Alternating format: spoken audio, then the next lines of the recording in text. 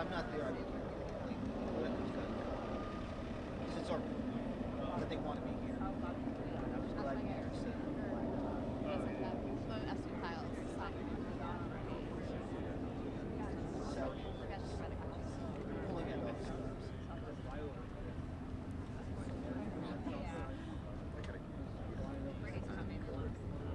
Yes, that's great. Thank you, Linda, and I'll be in touch in the next couple of months. Well, let's all get the same shot.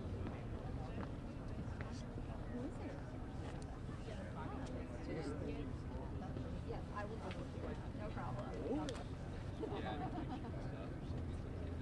And Brock's place can be today. Oh, yeah.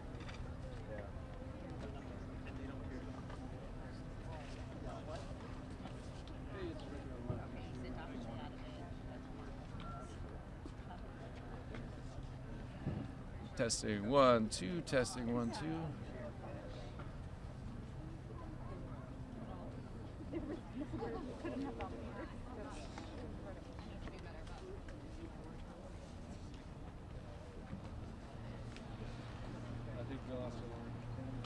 Good morning. Just doing surgery. What do you guys do?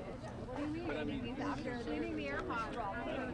My freaking boyfriend, after hearing me tell the story of some of the AirPods, took my AirPods to a grocery shopping.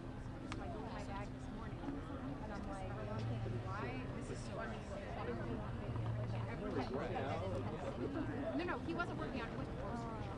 Okay, no. I am not about defending him. We are not defending him. Oh, yeah.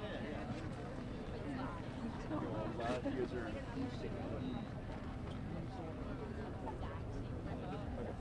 I think just so where do you want me to go? so we're going to be over in this little triangle area behind it. Kind of over there. Awesome. So, perfect. Cool. Oh, yes, the new one. I'll let you guys do that. You're like, I'll let you finish that gross endeavor that you're a part of right now. I realize I'm out there. Really trying not to. Oh, yeah. Why?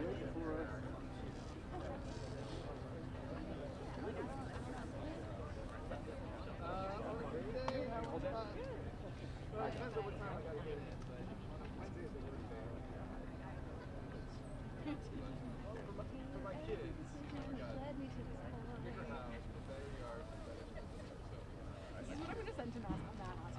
These 3 Lysol wipes and just show him that this is what the crime shows do. But I'm compensated. The answer, I just want to be clear, is no. No, I know, and I think that's the lesson that I learned with this stuff. The good point I think stop if people don't have their things.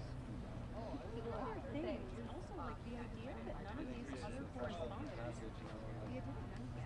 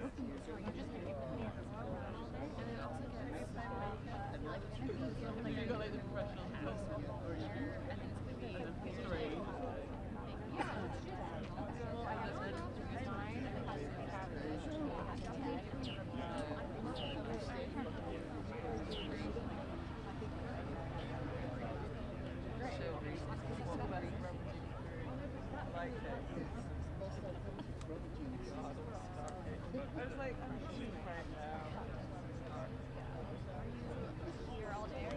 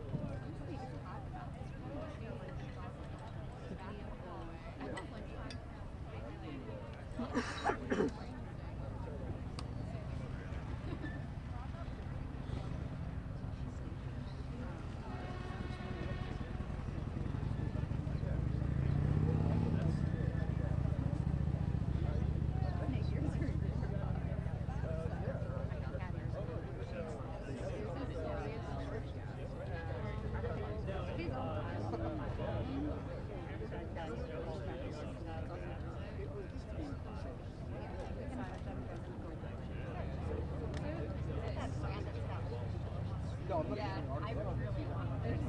Yeah.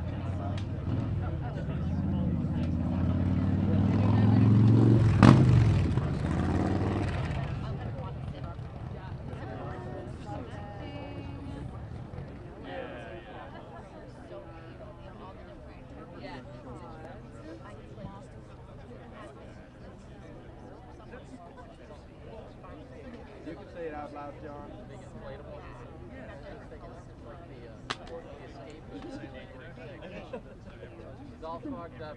Can't hear anything.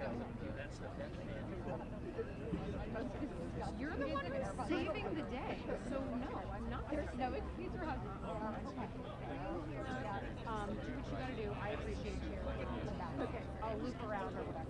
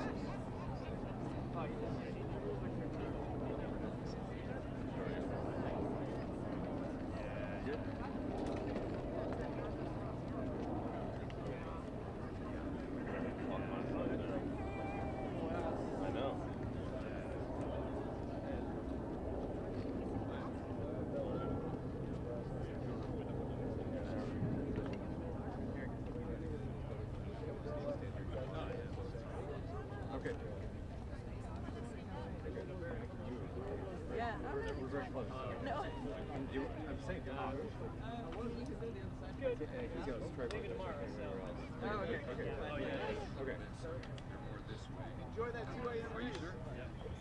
On at 8 their time. You realize you're in their time. I know. Yes. It's a worldwide sport. Time doesn't matter. Just ridiculous.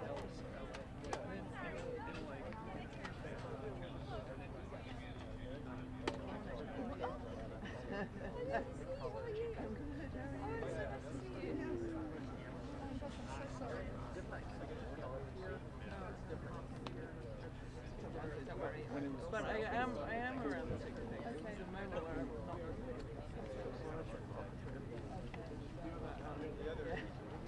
Okay. That's always funny.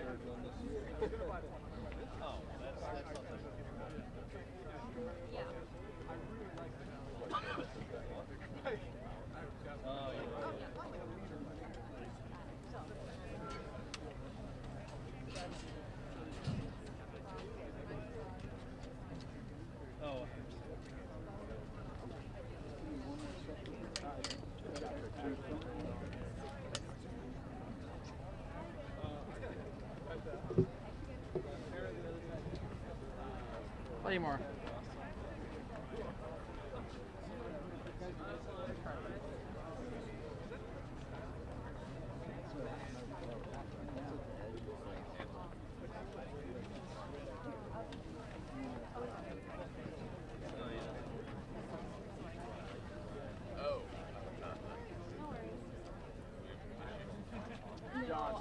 Rebecca.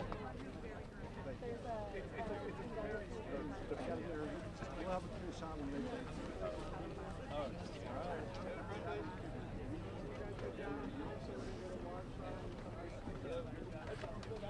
Bill.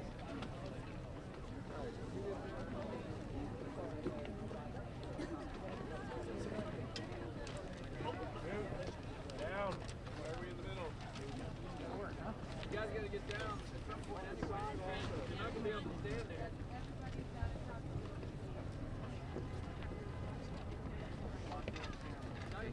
Hey, the camera's behind you. Gee, I would have never thought of it.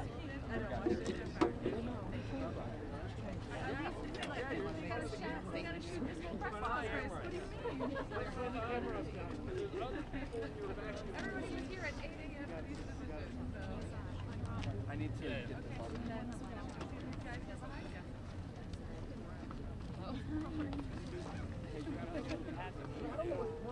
You're gonna move. Hey, gallery? Gallery. Go all the way down.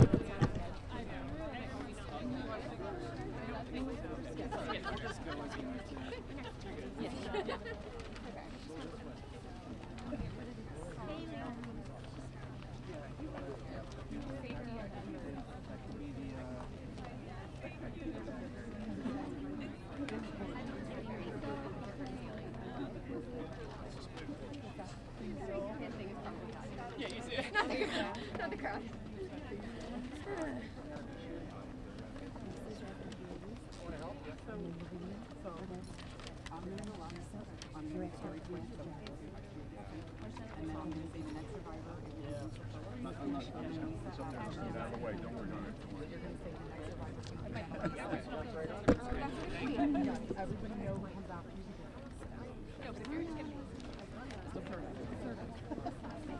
You don't even have to say that. You can say Marina if you want people. She's only Marina. No, it's a very beautiful.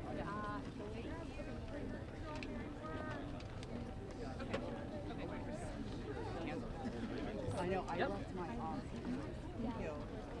pardon. Not for you.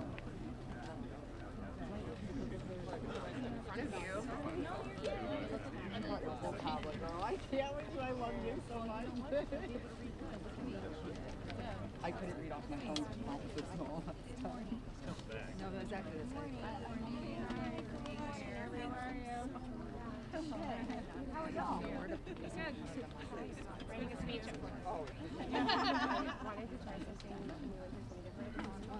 How are you? Can I hug you? Thank you so much for all that you're doing.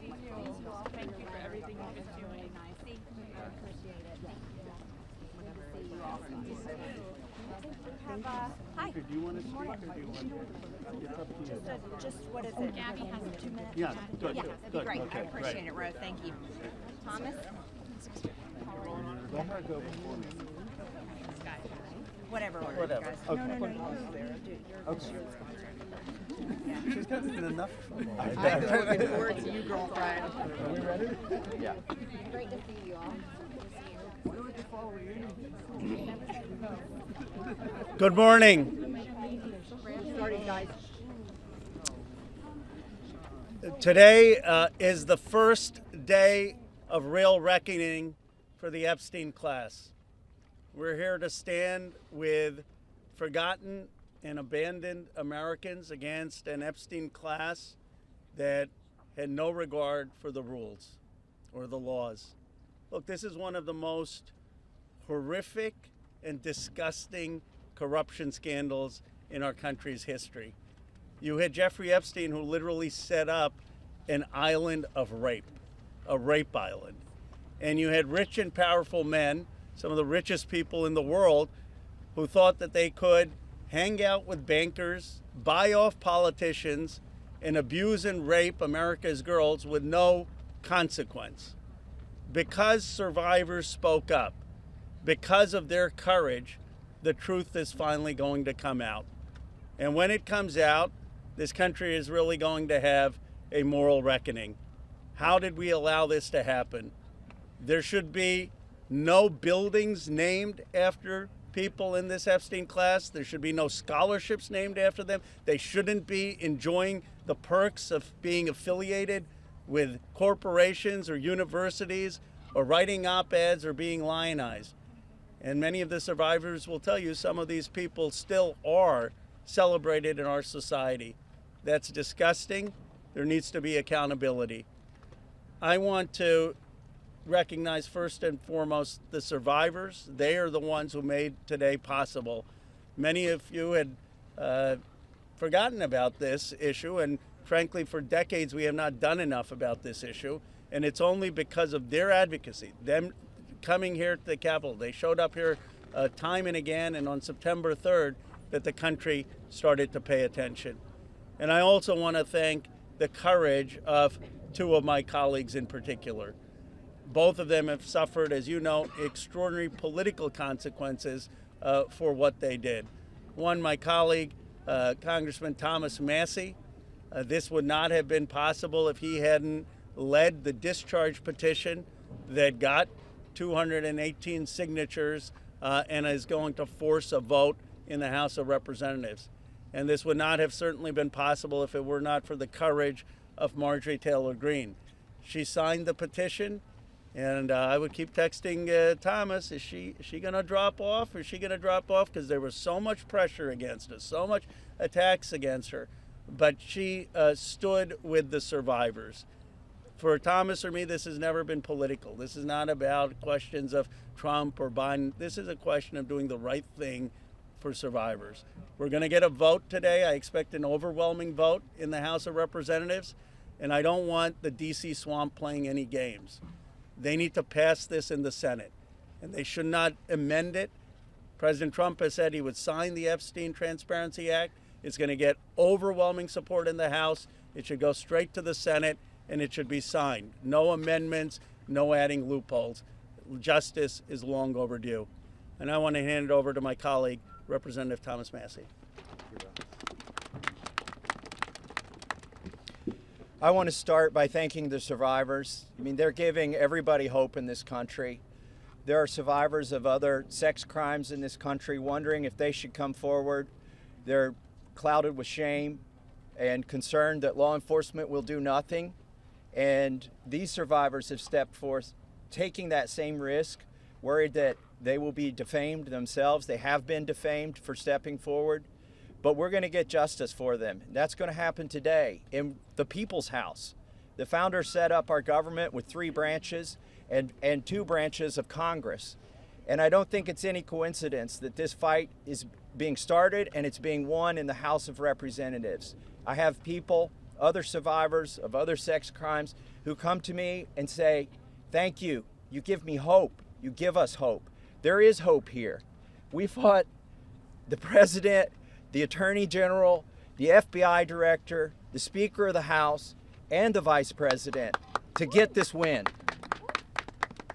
But they're on our side today, though. So let's give them some credit as well. They are finally on the side of justice. And as Rose said, don't muck it up in the Senate. Don't get too cute. We're all paying attention. If you want to add some additional protections for these survivors, go for it. But if you do anything that prevents any disclosure, you are not for the people and you are not part of this effort. Do not muck it up in the Senate. So with that, I just want to say I am hopeful too. I didn't know that we would succeed when Ro and I started this effort. Most discharge petitions never make it, maybe only 4%. So we had long odds. But we had some brave women on the Republican side. My colleague Marjorie Taylor Greene is one of them who's here with us today. You cannot even imagine the consequences that they have suffered. My colleague Lauren Boebert and my colleague Nancy Mace, they stood so strong They put their names on a document in here, and then they were pressured in ways that you cannot even imagine. And they stood strong. And that's why we're here today. And they didn't take us seriously over at the executive branch or in the Senate, because they always thought they could flip one of these women. They could convince them or cajole them or intimidate them into taking their names off of this petition. But they did not succeed.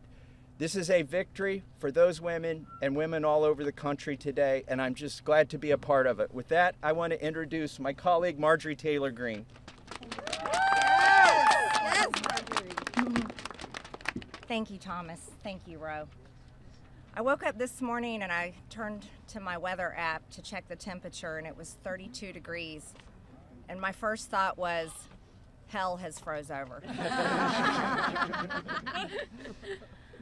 I want to speak goodness and love and hope into the women standing behind me and all of the other survivors whose names you don't even know, but stand with these women. They are survivors, and they are strong, and they are courageous, and they are daughters of God. They are not victims. These women have fought the most horrific fight that no woman should have to fight, and they did it by banding together and never giving up. And that's what we did by fighting so hard against the most powerful people in the world, even the President of the United States, in order to make this vote happen today. I was called a traitor by a man that I fought for 6 years for. And I gave him my loyalty for free. I won my first election without his endorsement, beating 8 men in a primary. And I've never owed him anything, but I fought for him for the policies and for America first. And he called me a traitor for standing with these women and refusing to take my name off the discharge petition. Let me tell you what a traitor is. A traitor is an American that serves foreign countries and themselves. A patriot is an American that serves the United States of America and Americans like the women standing behind me. And I want to tell you that this only became possible today because the American people whom we serve as representatives here in Congress demanded that this vote happen, and they put more pressure on every single elected politician in this city than has ever been put on them. And today you are going to see probably a unanimous vote in the House to release the Epstein Files, but the real fight will happen after that. While I want to see every single name released so that these women don't have to live in fear and intimidation, which is something I've had a small taste of in just the past few days, just a small taste. They've been living it for years. But the real test will be, will the Department of Justice release the files? Or will it all remain tied up in investigations? Will the CIA release the files? Will a judge in New York release the information? That's information that needs to come out. And will the list of names that these women privately hold, and they hold it because of their fear in their heart of what would happen to them if they release it on their own, will that list of names come out? That's the real test. So I want to thank Thomas Massey and Ro Khanna for your bravery in doing something that is much needed in America, crossing the political aisle that has become bigger than the Grand Canyon in America. But these men crossed that aisle on behalf of these women. And that is more of what is needed today in America than ever in our history. So thank you so much. Who's next? Ro, I'll let you introduce. Thank you. Thank you. Thank you. Thank you, Marjorie, Representative Greene, for your courage and your words. Before I introduce our survivors, I just want to say that They will make their statements, and then you can ask questions of Representative Massey, myself, or Representative Greene, but we do not want people asking questions and cross-examining the survivors. They're here to tell their stories, and they should be heard by the American people with respect. Of course, Congressman Massey, myself, and Congresswoman Greene would be happy to answer questions after that. With that, let me introduce the survivor who's helped organize a lot of this, and will be telling her own story and introducing the other survivors. Haley Robson, thank you for your courage and leadership. Absolutely, thank you. Oh, good morning. It's a little chilly coming from Florida, not used to it. I want everybody to take a look.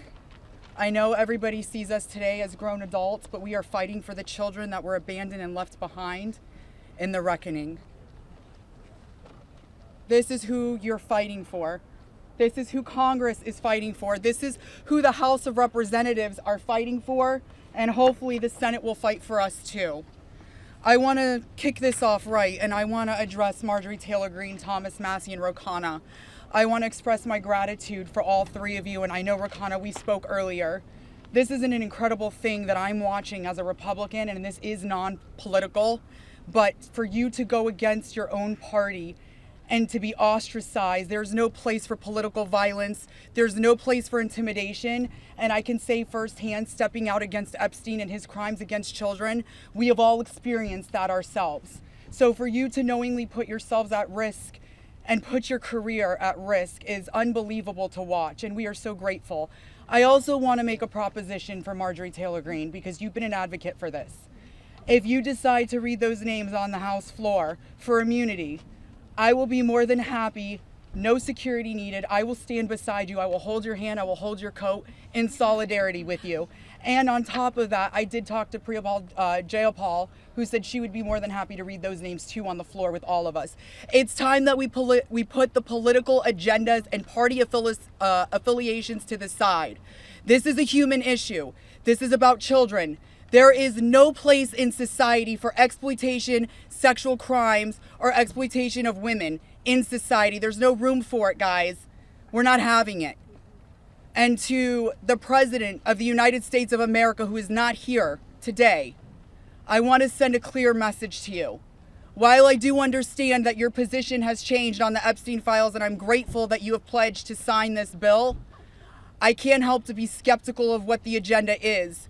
So, with that being said, I want to relay this message to you. I am traumatized. I am not stupid. I am traumatized. I am not stupid.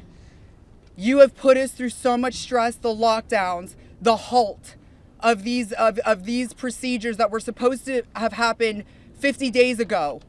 The Adelita Grijalva who waited to get sworn in, and then get upset when your own party goes against you because what is being done is wrong. It's not right. For your own self-serving purposes, this is America. This is land of the free. Land of the free. In 1863, we have a woman on top of the Capitol building represent freedom. I do not feel free today. I don't know if the women behind me feel free today. So I am begging every member of Congress, every representative, to step up and choose the chaos, choose the survivors, choose the children, protect the children, all children. You protect all of us equally. Thank you very much for your time. Following that, Lisa Phillips will be the next survivor.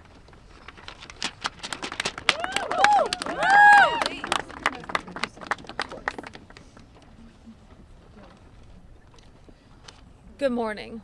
My name is Lisa Phillips.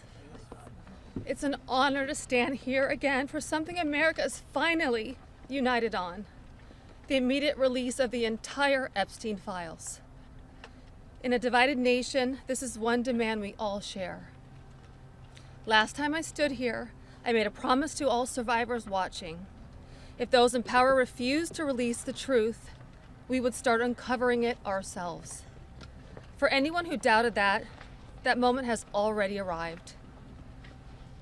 Since that day, More survivors across the country and around the world have reached out. Text, emails, DMs, firsthand accounts, and evidence.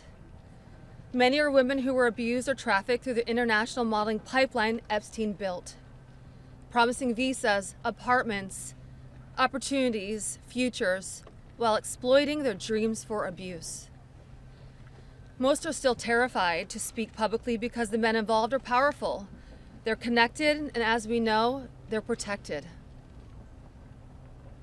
For too long, survivors have watched others speak for us. And while we are grateful for our allies in Congress on both sides, we've realized something. This fight belongs to us. We lived it, and we know the truth. And we will not wait quietly for institutions to decide when we're allowed to speak. The survivors now coming forward have entrusted us with their stories. We are sharing that information with the proper authorities, and when it can safely be made public, it will be. So today, we are launching something historic. The first national, survivor-led political movement in America. Nonpartisan, laser-focused on exposing the systems, the loopholes, power structures, and silencing mechanisms that have protected predators for far too long. We are stepping directly into the halls of power, into the political arena. We will help rewrite laws that failed us and build protections for our nation's children together, targeted by sexual exploitation. Together, today, survivors begin our own fight, the survivor revolution. And we intend to change this nation for the better. If you're a survivor who wants to join us, please reach out. And to anyone who benefits from the current system, intentionally or not, remember this. Alone, yes, we are afraid. But together, we are feared. Thank you.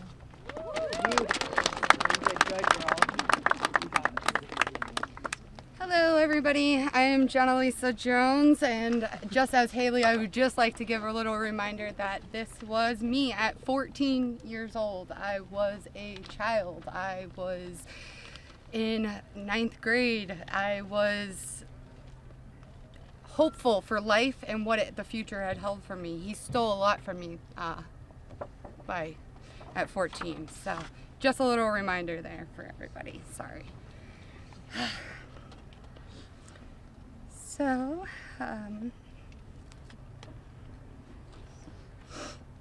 I just want to start out by saying thank you for all of you for being here today. I want to start by expressing my deepest gratitude to the members of Congress who have stood with us, the survivors, in demanding the transparency and justice. Your support is a signal that this institution can still serve the American people.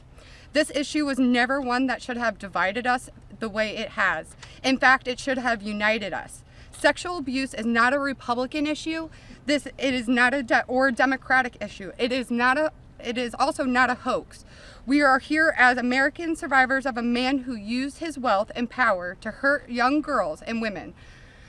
The world should see the files to know who Jeffrey Epstein was and how the system catered to him and failed us. Emotionally, this process has been distressing. First, the administration said it would release everything and then applauded President Trump for that. Then it fought to release nothing.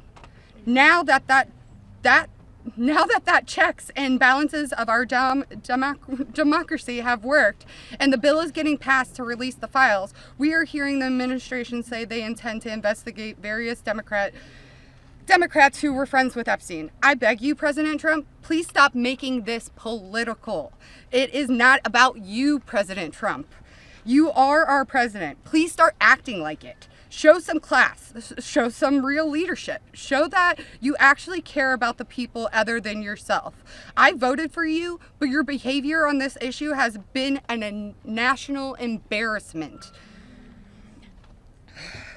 It is time to take the honest moral ground and support the release of these files, not to weaponize pieces of the files against random political enemies that did nothing wrong, but to understand who Epstein's friends were, who covered for him, what financial institutions allowed his trafficking to continue, who knew what he was doing but was too much of a coward to do anything about it.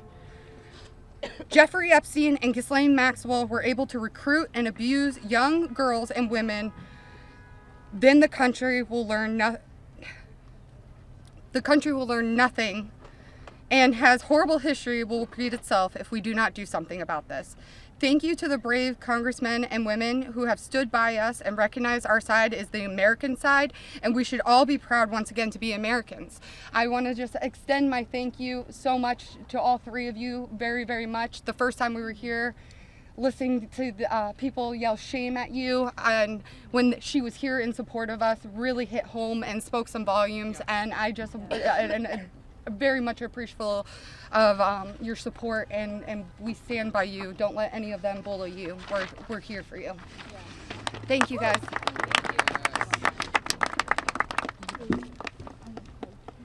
Wow. Good morning, everyone. Thank you all so much for coming together today and taking the time to listen to us. Your presence means the world, and it shows commitment to understanding and supporting survivors and Americans. I stand before you today with a heavy heart. I originated from Brazil, and I came to the United States when I was 8 years old. I was only 14 when I first encountered Jeffrey Epstein, and my daughter is now almost at that age. At 14, the only things she should be concerned with are going to school, practicing at her cheerleading competitions, and enjoying her time with her friends and family. She should not have to bear the burden of worrying about being manipulated or exploited. At this age, she is still a child, and no child should ever have to face such threats. I also want to address a troubling statement made by a prominent figure on a major platform who suggested that a 14-year-old should not be considered a victim of pedophilia. This is a dangerous and incorrect notion. When we talk about how children at 14 should still be treated as children, I ask you to look at the young people around you. Remember when you were that age? Do you think you should have been responsible for being groomed? Put yourselves in our position when we were young. I'm here today not to just share my story, but to call on all of you to help make a difference. We need to support to push for the Transparency Act and release the Epstein Files. Please reach out to your Congress members and senators and urge them to support this crucial legislation. The truth is something that we all deserve, and it is vital for safety and protection of the future of generations. Think about all the young people in your life, your daughters, your nieces, your friends. Let's stand together and ensure that they grow up in a world where they are safe and valued. I often wondered, why did this happen to me? And then I realized, God only gives you what you can handle. I'm here for a purpose, and that purpose is to make a difference today. So, let's stand together to protect our children and our peace. Thank you. Yes.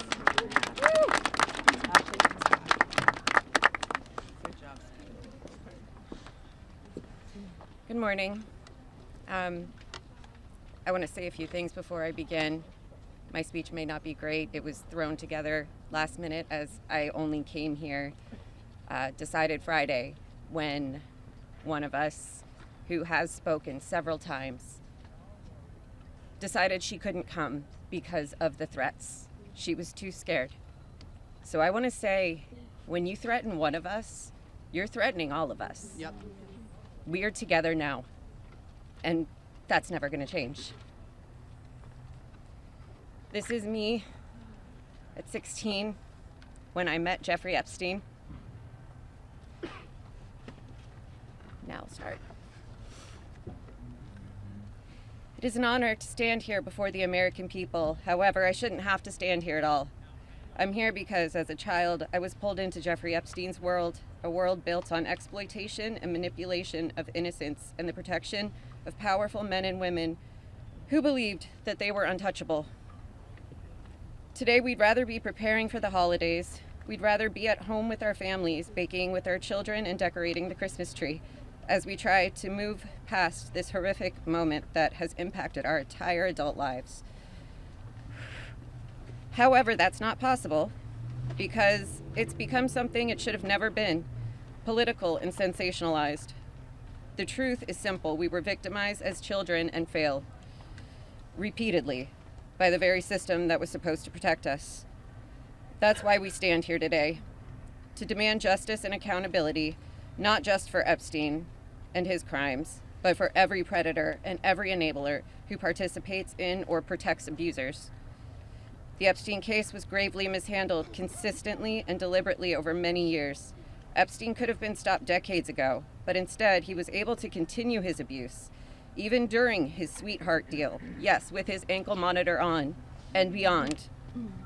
A deal that protected him and silenced us. While I was a child fighting to survive what happened to us, federal prosecutors were negotiating ways to shield powerful adults. And the failures didn't stop there. Our civil cases were met with hostile judges and delay tactics, intimidation, and PR campaigns designed to smear us in the public eye.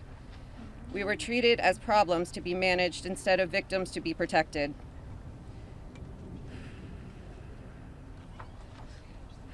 Today, something has changed. Individually, our voices were whispers.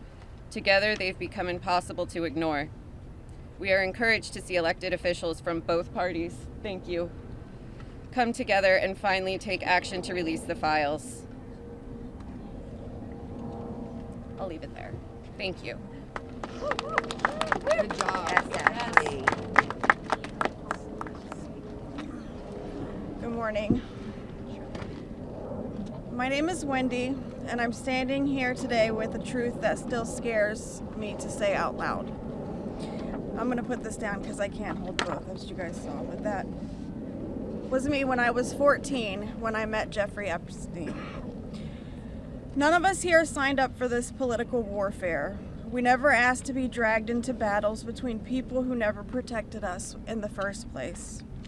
We are exhausted from surviving the trauma and then surviving the politics that swirl around it.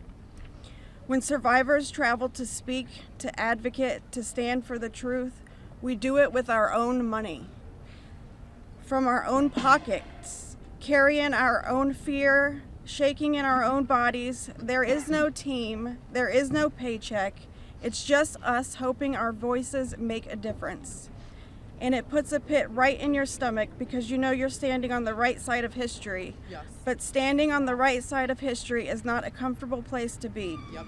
It never has been. And in a sick, heartbreaking way, it's an honor to show up, an honor to speak here, and an honor to stand in light when the world tried to keep us in the dark. And what keeps me standing is, even with all this fear, I have a 14-year-old daughter myself, the same age I was. And when I look at her, I see the little girl I used to be, the one that no one protected. My greatest fear in this entire world is history repeating itself. And I will do anything, absolutely anything, to make sure that she has to never be one of these girls standing in front of a crowd like this today in her life. So today, from the safest and bravest places inside myself, I am asking Congress, please pass the bill. Please release the records. Stop making survivors fight alone for the truth that should have protected us in the first place. To the representatives that support us, thank you. Thank you for standing beside survivors so we don't have to face this fear alone. Thank you for choosing what is right over what is easy. And every survivor who is scared right now, your fear is real. Your courage is real, and even though we're terrified, we keep showing up. Because someone has to tell the truth. Someone has to protect these children. We deserve safety then, we deserve it now. And we are done being afraid so others can stay comfortable. So with that, I want to say thank you guys for having us. And I just hope that people can remember that As survivors, our story never leaves us, but the choice that you make to pass this bill, your career is in front of you, and that choice will follow you. Everybody will know. So, thank you. Good job. Well said, you're incredible. Hello, everybody. My name is Danny Bensky.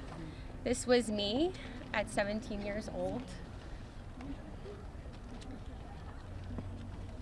Oh, I'm sorry.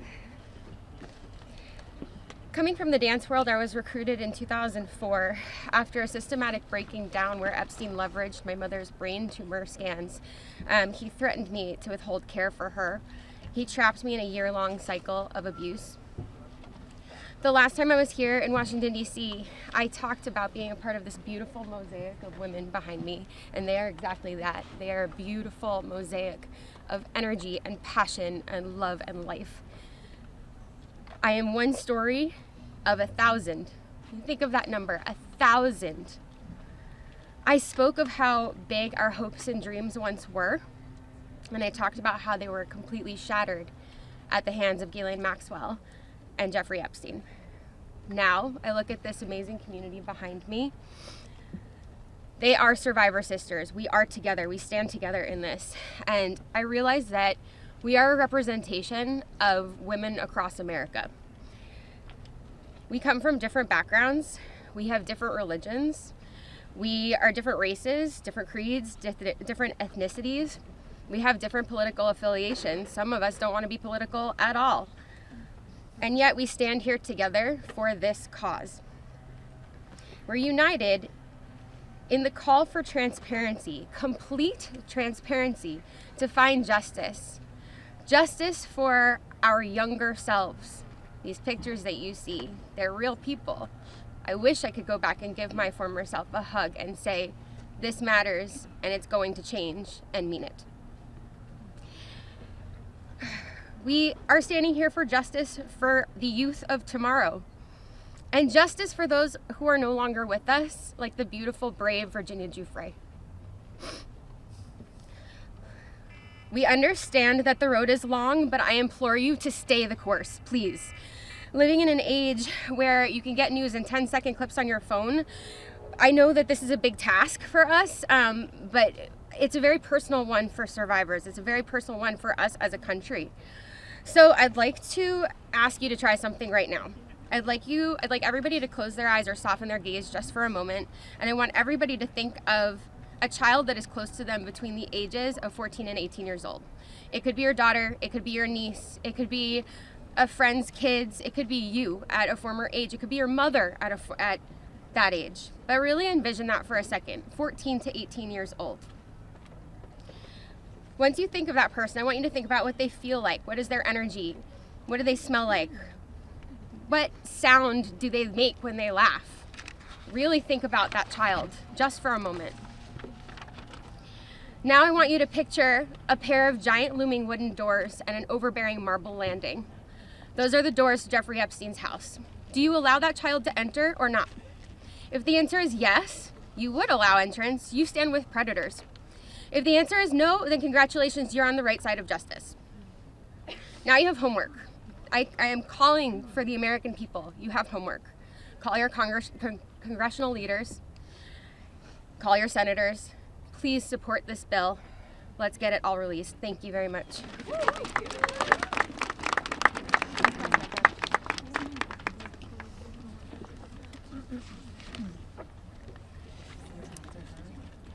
Good morning. My name is Annie Farmer, and this is a photo of me and my sister Maria Farmer. Around the time I was 16 and she was 25. That's how old we were when we were abused by Epstein and Maxwell. Survivors have repeatedly stated that our pursuit of transparency and justice is a nonpartisan issue. But given the political noise surrounding this case, I just want to remind people of some of the facts. In 1996, when my sister Maria bravely blew the whistle on this group by reporting to the FBI what Epstein and Maxwell did to both of us, they hung up on the phone on her, and there was no follow-up of any kind. Bill Clinton was president. In 2006, the FBI came to us, finally interviewed us, and asked us both to be witnesses against Epstein. We were very anxious, but we agreed. And then we didn't hear back from them due to their infamous sweetheart deal. George W. Bush was president. In 2015, when the DOJ was sent FOIA requests for Maria's FBI files, and they were denied, as they have been many times, Barack Obama was president. In 2019, when Epstein died in prison due to either negligence or foul play, Donald Trump was president. In 2023, Maria's attorneys sent a letter on her behalf to the government, requesting an investigation into the repeated law enforcement failures in this case, similar to what was done in the case of Larry Nassar. They declined to do so.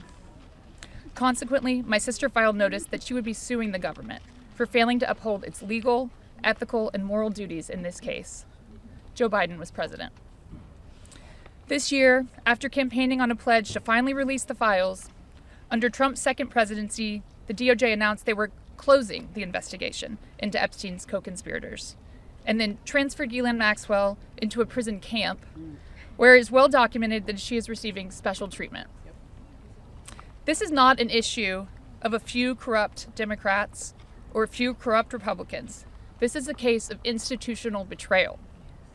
Because these crimes were not properly investigated, so many more girls and women were harmed. My sister, because of her bravery, was repeatedly threatened and lived in fear, with dire consequences for her health and her career. 30 years later, even as oceans of allegations and obvious truths have emerged, the government has still not chosen transparency. This is why we have all come together as one united voice to demand the release of all the Epstein files and to finally bring the truth out of the shadows. Yes. Yes.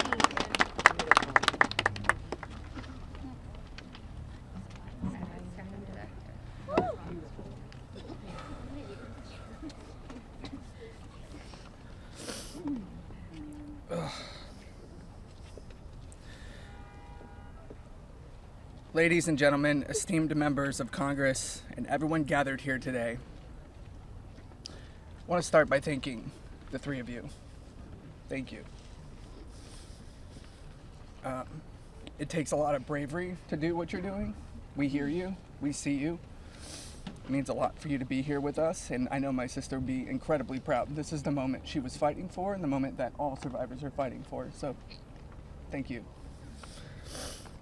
My name is Sky Roberts, and I stand before you as the brother of Virginia Roberts Giuffre,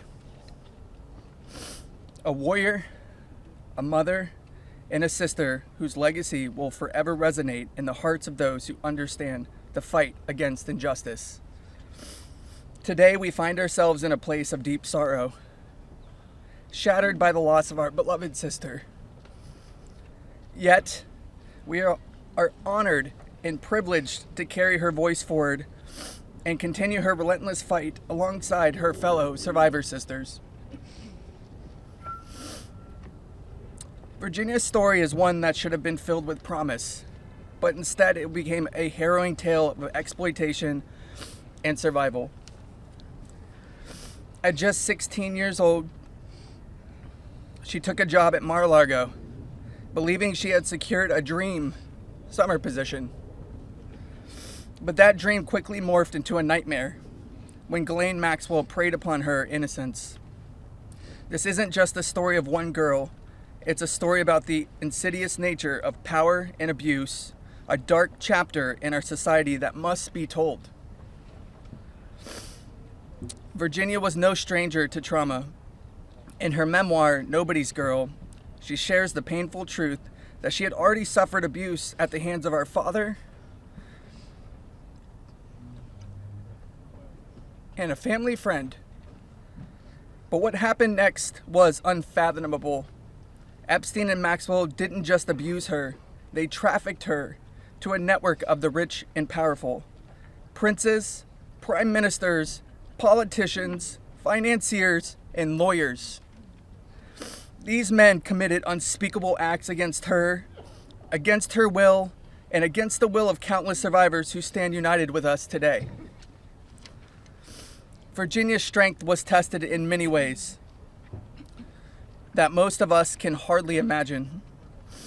She was manipulated, coerced, and threatened, forced into complicity in her own devastation. She often spoke of psychological scars that ran deeper than the physical ones. From the start, she wrote, "They manipulated me into participating in behaviors that ate away at me, eroding my ability to comprehend reality and preventing me from defending myself. The most destructive wound they inflicted was that of forced complicity, a betrayal of self that was crafted by her abusers. But I stand here today to declare that their tactics of fear and intimidation did not work. Virginia's spirit could not be broken. She became a beacon of hope, a warrior, fighting not just for herself, but for every survivor who suffered in silence. She said, "I felt it was my duty to stand up to predators like Epstein and Maxwell. I would put my neck on the line to make sure my daughter never has to go through what I had to endure." These survivors, like Virginia, have transformed into mothers and strong women, fierce in the face of adversity. Many of them have daughters the same age they were when they faced their own abuse. They are determined to break the cycle, to shatter the silence that has kept so many in the shadows. Virginia quoted in her memoir, "There I was, as the mother of 3 children. I felt it was my duty to stand up to predators like Epstein and Maxwell. I mentioned to Ellie in particular, her daughter, I would put my neck on the line to make sure she never has to go through what I had to go through. I said, joining Edward's CVRA case, what I would want somebody to do for my daughter or sister and friend. In the end, I said, I was just trying to do the right thing. That's what I felt like I'm doing," I said. "I'm making a small dent in this big world we live in."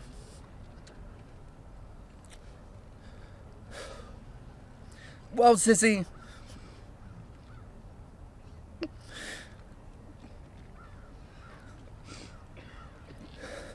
you didn't just make a small dent.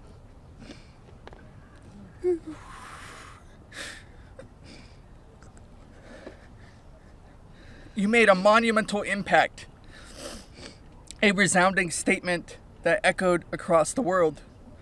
You built an unbreakable wall, a barrier that will protect future generations from the horrors of abuse. As we gather here today, I urge each of you, members of Congress, advocates, and all those who hear this message to join us in this fight. We demand justice, accountability, and support for survivors. And we keep getting asked this, what does justice mean, you ask? It starts with acknowledgement. That's the first step. Acknowledge in the face of survivors that this happened and that this is true. Your vote carries that weight. My sister is not a political tool for you to use. These survivors are not political tools for you to use. These are real stories, real trauma, and it's time for you to stop just talking about it and act. Vote yes. Yeah.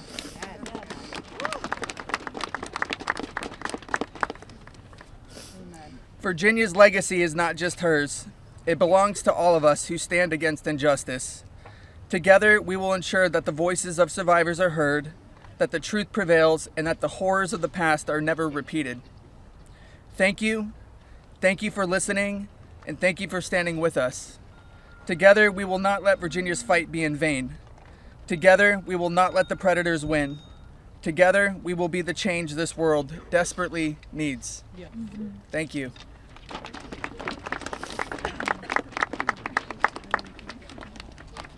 So beautiful.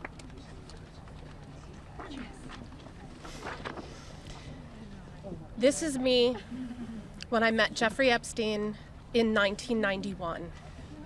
I always share the date when I talk about my story because people rarely acknowledge how long this has actually been going on.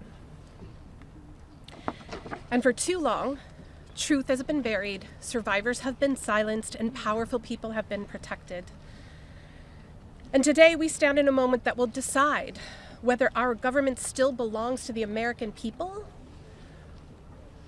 or to those who prey on them. Because when mountains of evidence and decades of victim reports across 5 administrations still lead to sweetheart deals or no prosecution at all, this isn't just one case gone wrong. It's an institutional failure on a historic scale, and every member of Congress and this administration must answer for that failure. Millions of sexual abuse survivors know the pain of speaking up and watching the institutions that are meant to protect them look away. We're not alone in this. Epstein may be the headline, but the betrayal reaches every corner of our country. And if our justice system can collapse this completely for so long, then Congress cannot pretend that the system is working. Not for us, and not for the generations that will live with the consequences of what they choose now. One long overdue step towards repairing this damage is the Epstein Files Transparency Act. Because without transparency, there's no accountability.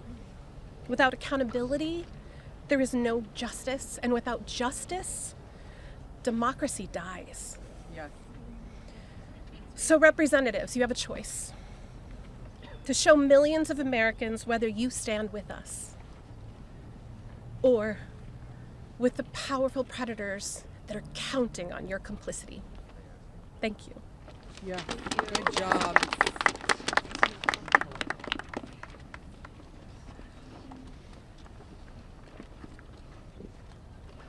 Good morning. This is me. This was me. My name is Charlene Rochard, and I stand before you today not as a victim of rumor or conspiracy, but as a survivor of Jeffrey Epstein's abuse. Far too long, survivors like me have been dismissed, silenced, are told that our pain was exaggerated or fabricated. Let me be clear. This is not a hoax. Yes, it's not. What we endured was real, and it has scarred lives across 5 presidential administrations. The truth has been buried in sealed files and hidden records for far too long. The Epstein Files Transparency Act is not just about survivors. It's about America itself. How can we keep America great if the principles the nation was founded on, that power belongs to the people, is not protected? No one, no matter how wealthy and well-connected, stands above the law. If we cannot face the truth, then we betray the very ideals that defines us as a country. By passing this act, Congress has the chance to prove that truth matters more than privilege. Yes. That justice matters more than influence. And that America has the courage to confront even the most uncomfortable realities. This is not just about survivors. It's about every American who believes in accountability, fairness, and the promise of justice. I stand here today not only for myself, but for every survivor of Jeffrey Epstein's abuse who has carried this burden in silence, and for every citizen who believes that justice delayed is justice denied. Yeah. I want to thank Representatives Ro Khanna and Thomas Massey for standing with us. Thank you. And I especially want to thank Representative Marjorie Taylor Greene. Her unwavering support, her courage to stand with us and demand transparency gives us strength. Thank you. It shows that this fight for accountability is bigger than politics. It's about humanity, justice, and truth. This is about America's future. It's about whether we, the people, will be heard when we have the courage to stand for truth and justice. Our voices are real. Our pain is real. And our demand for justice will not be silenced. Thank you. Amen. Yes. Girl, Charlene. Hello. Good for you, girl. You did amazing. My name is Laura Bloom McGee. This is my first time speaking publicly about my abuse. As a young woman in New York City, I was pursuing a modeling career and building a life of giving back through my philanthropic work. Instead, I was intentionally groomed and became part of an international model sex trafficking ring that was led by Jeffrey Epstein. I was sexually and mentally abused by Jeffrey Epstein. He used my dreams and vulnerabilities to silence me. Today, I am here to break that silence. Sex trafficking and sexual abuse are crimes against human beings, not political talking points. For too long, Epstein's abuse was an open secret, with his network remained protected. Evil thrives in darkness. We must shine a light on every corner where it hides. Nothing should be off limits in the search for truth. Please vote that everything in the files be released. Let investigations proceed without obstruction. Demand oversight and deliver justice. The government must never side with predators. I come as one survivor, but I stand here for everyone who prayed for me, who believed in me, and who hoped for me. To my fellow survivors, your courage brought me here. We are more than victims. We are mothers, daughters, sisters, friends.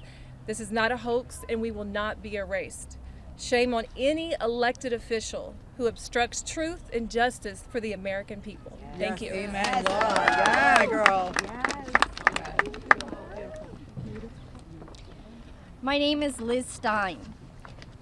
In 1994, I was a senior in college, just 21 years old.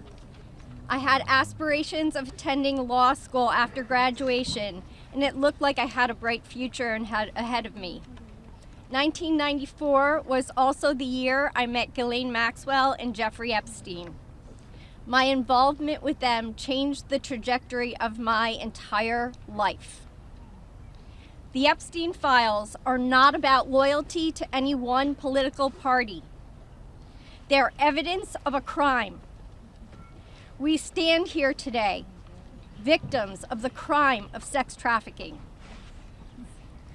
I'm here today speaking both for my 21-year-old self and for the countless number of people who have experienced sexual violence. When I am asked what I would tell my younger self if I could say something, I say that I would tell myself to tell someone. And if they don't listen, to tell someone else. And to just keep telling until someone listens. And even if nobody listens to you, you should be proud of yourself because you stood in your uncomfortable truth when others could not. And that is true bravery. We stand here today as survivors, part of a sorority that none of us asked to join. We have told our stories over and over and over. Now it's time to see who was listening. We ask that you vote to release the files, all of them, so the victims of this crime can finally see justice. Thank you. Amen. Yes! You go, girl.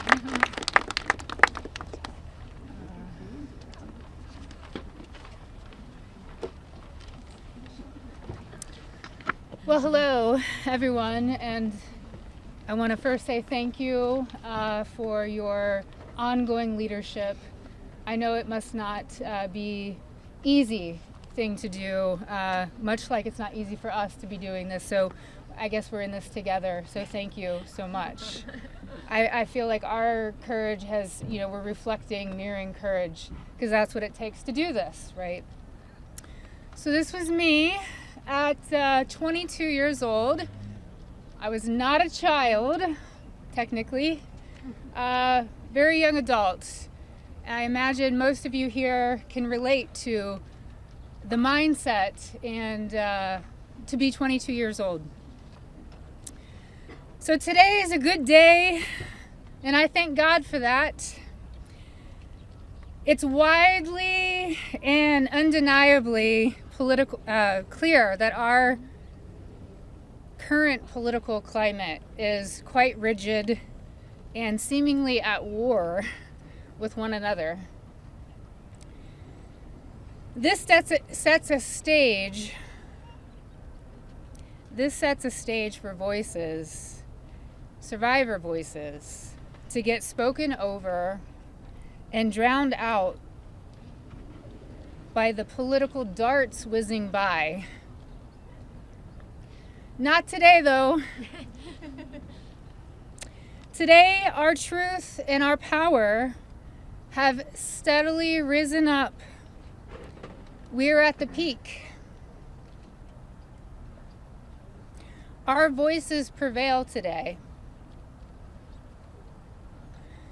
Our voices initiated the coming together of both political parties. That's pretty big, I think. Republicans and Democrats, we all stand together today. We all stand together for justice, and we must continue to do so to protect the integrity of our country and our democracy. Truth and justice must prevail. The children today are those that will lead this nation one day. Think about that. What does that mean to each of you? If anyone doubts that this does not directly contribute to the fate of our country and democracy, I challenge you and I urge you to think again. Our voices are a fundamental pillar of future generations. Today, that's what we stand here for. Accountability, action, and justice. Let's get this vote done today. Let's send it through the Senate and straight to President Trump's desk for signing. I'd like to be there that day that he signs. I'm sure all of us would like to be there. Today is a good day, and let's keep moving forward. Thank you so much. I just want to give you a hug. Okay. Hey guys, we're actually pressed for time, so we are not going to be taking questions. Going further, I bring back Rokana. He's going to do our closing conversation and comments. Well, thank you, Haley. Teresa is right. It's pretty big what the survivors have accomplished today. And I just want to say how eloquent, strong, and admirable they were. Let's give them a round of applause for their courage. Thomas and Marjorie and I will take a few questions from people. Go ahead. Is basically right now calling on the Senate to make revisions to this bill because he says it doesn't adequately protect the survivors, the victims that are standing behind you. Your response to that? That's been a red herring all along. The survivors have always been in favor of this legislation, and there's a provision in there you can read, if you would just read it, that protects them. Now, if he wants to offer more protections in the Senate, That's fine with us, but here's the problem. Now we have to vote on it again in the House. And so, as you heard, justice delayed is justice denied. It could be just another delay tactic. But we want to... Is that what you think? That's the motivation from the Speaker? I think the Speaker wants to save face. He's going to vote for a piece of legislation today that he's disparaged for 4 months. And however he needs to come on board, we want him on board. So we appreciate that. It's a long fight, isn't it? You don't actually need legislation. Go ahead. Go ahead. I wonder, what do you say today to Andrew Batten-Windsor, the man formerly known as Prince Andrew? Well, you know, there's becoming a reckoning in Britain that needs to happen in the United States. A prince lost his title. The ambassador to the United States lost his job. We need to see those same kind of consequences here. As my colleague Rose said, there shouldn't be buildings named after these perpetrators of these heinous crimes. There shouldn't be scholarships named after them. And there needs to be accounting. We've seen tens of thousands of pages released by the Oversight Committee. What we've not seen is a single name. So I implore you to look and see if we have true justice and transparency in here. And the survivors will know when that has happened. And I do think that Prince Andrew does need to come and testify at our Oversight Committee, and that can be bipartisan. But I share Thomas's view that the urgency that the British people have shown in getting justice needs to inspire an urgency here in America. You don't need legislation. You don't need legislation. Go ahead. You don't need legislation to get the files released. President Trump could just release them today. Well, Is that frustrating for you? Why isn't he doing that? And also, did you ask him to be here today? It's a really powerful moment, this. Look, I'll let my colleague speak. I hope the president meets the survivors. And I hope when he signs the bill, the survivors are there. I don't care if I'm there, Thomas Massey is there, Representative Greene's there, but the survivors should be there. Didn't need it to but I hope he meets them, because I think if anyone who meets them and sees their emotion will be moved. And my goal is to get justice here. So I hope he will meet them and really hear what's happened and actually take action. But the broader point is, yes, the president could order the Justice Department to release the files, but what in a constitutional democracy, what we're supposed to have is Congress says that the files should be released, and then it's not on the whim of any president. Then the Justice Department is compelled to release those files because that's the law of the land. Let's just take it. Yeah. Have you spoken to any Republicans in the Senate who are looking to, move this forward? So Senator Merkley is a Democrat. He's led the exact same legislation that Roe and I introduced in the House. One Republican co-sponsored his bill yesterday, and I have spoken to at least one more who says they will co-sponsor. The important thing about the Senate is that they need not to muck this bill up. There's a lot of attention on here. We've needlessly spent 4 months dragging this out. A duly elected representative was denied her seat in Congress for 49 days, and it's time to pull the Band-Aid off. The Senate, it may be tempting for them to get cute and to do things that will limit the release of these documents. They are afraid that people will be embarrassed. Well, that's the whole point here. They need to be brought to justice, and embarrassment is no reason to stop it. So the Senate, John Thune, it's up to him. He needs to bring this to the floor of the Senate. And I think the vote today will show that in the House. And the president, look, the president has said he would sign the bill. You're going to get almost a unanimous vote here. So you have the president and a unanimous Congress believing that this protects the survivors and is calling for the release. There's no reason for the Senate now to, as Representative Massey puts it, muck around with it. They need to put it up, have a vote, have the president sign it. If there's any further protections, they can do that through the DOJ process. But what they should not do is delay a vote on a bill that the House is going to vote overwhelmingly for and that the president supports. On the release of these files, Congresswoman Greene, you raised the question of whether or not the Justice Department will actually release these files. Do you take the president at his word when he says he's going to sign this bill, and do you have confidence that these files will actually be released? I only take people's actions seriously, no longer words. And what do you think the president's actions? And I'll tell you, because I wasn't a Johnny come lately to the MAGA train. I was day one 2015, and there's a big difference in those Americans and those that decided to support President Trump later on. And I'll tell you right now, this has been one of the most destructive things to MAGA, is watching the man that we supported early on, 3 elections, for people that stood hours, slept in their cars to go to rallies, have fought for truth and transparency, and to hold what we consider a corrupt government accountable. Watching this actually turn into a fight has ripped MAGA apart.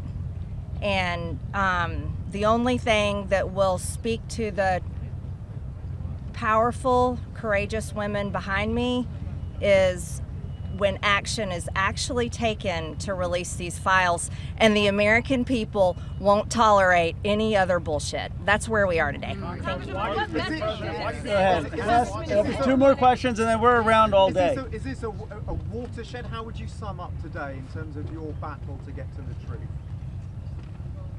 I would say that these survivors have been fighting for decades, and they finally are being heard by the American people, and we're finally going to have a reckoning for this Epstein class that has gotten away with horrific things. Look, I grew up in Bucks County, Pennsylvania. People went to church, they played Little League, they went to their neighbors for barbecue. They didn't go to a rape island and abuse young girls or traffic young girls. And people with extreme wealth have thought that the laws don't apply to them, and their culture is totally out of touch with the values that built America. And finally, we're going to have a reckoning over it. How worried are you that we'll take the lady here. Let me ask you this. You said you wanted this to go straight to the Senate.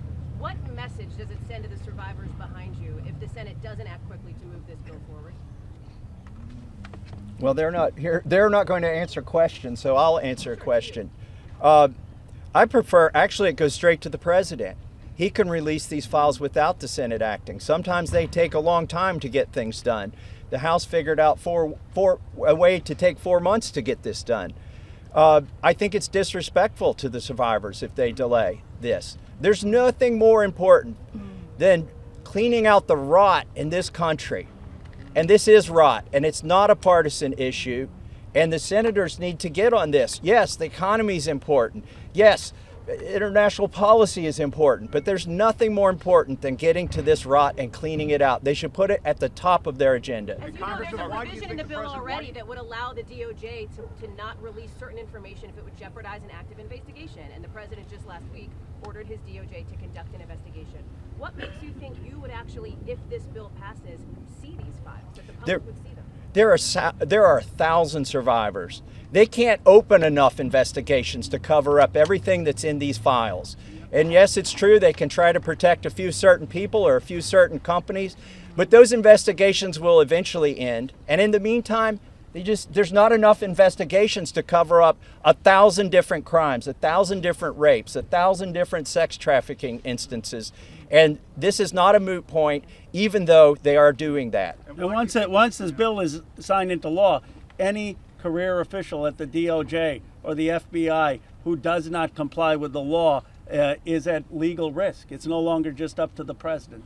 Look, we could have passed a simple resolution here in the House, and that would have been the end of it.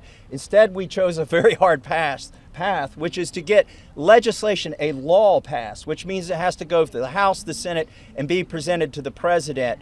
And that will have the force of law. They will be breaking the law if they do not release these files. Thank you very much. The president has fought so hard. Last question, and then release of these files. Why do you think he has fought so hard? If he could do it now, why hasn't he done it now? I believe he's trying to protect friends and donors. And by the way, these aren't necessarily Republicans. Once you get to $1 billion, you transcend parties. You just assume you can pay off whatever party is in charge of the White House, whatever party is in charge of the House of Representatives. And this is about those kinds of people. I think he's been trying to protect them. And I think it also incriminates our own government. This is a complete and total failure of the justice system, as the survivors have witnessed here today to us. It incriminates the FBI. It incriminates our intelligence agencies. It incriminates police departments in West Palm Beach. And that's what has been protected by this, either willfully or unknowingly, and it's time to end it. And I would agree with Representative Marjorie Taylor Greene that what matters now is just the action. I don't speculate on what politicians' motives are or what's in their heart. The point is the American people have spoken, Congress has spoken, release the files. It's time for justice. Thank you very much. Thank you.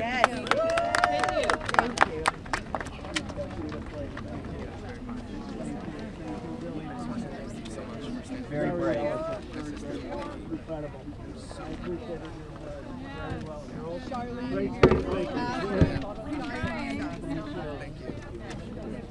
Said bullshit on TV the other day, and I love that you just said bullshit. I was like,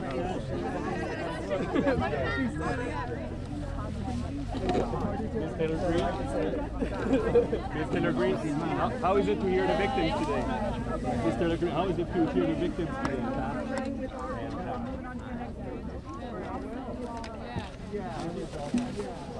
Ms. Taylor Greene? Okay, let's see, Marjorie. I have a paper. Thank you so much. Yeah, because you're hurrying. Thank you. You're with us. You're with us, right? Okay, we're late. Yeah, we got her. And Jess is in our group too. Did Jess go already, or is Jess coming with us now? I was like, I'm going to find you. And I'm like, what?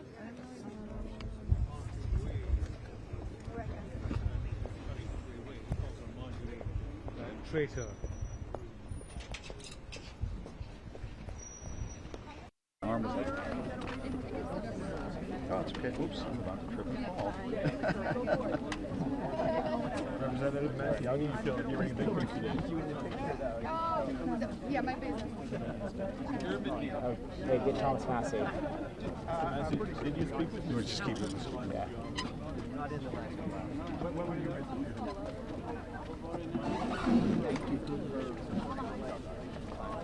You have trust that Ms. Bennett would ever speak with us by any chance? No. Best bet is like go to Getty and pick out which one. Or AP or whatever. Cool. Yeah. Okay. I'll see you.